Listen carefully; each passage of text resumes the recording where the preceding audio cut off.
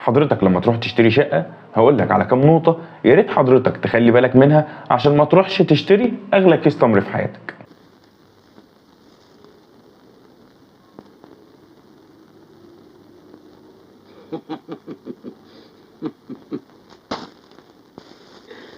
أغلى كيس بلح في العالم مدفوع فيه 2500 جنيه.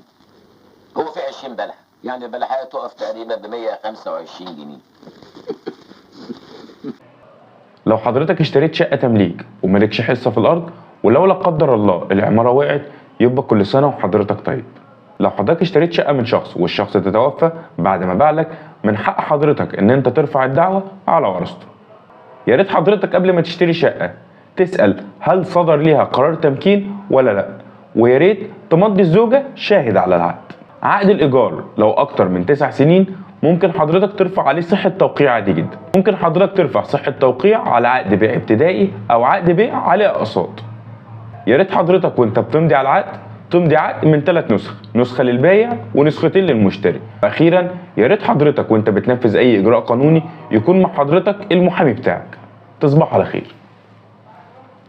لا تنسوا الاعجاب بالفيديو والاشتراك في القناة تشجيعا لنا لنستمر بنشر المزيد إن شاء الله.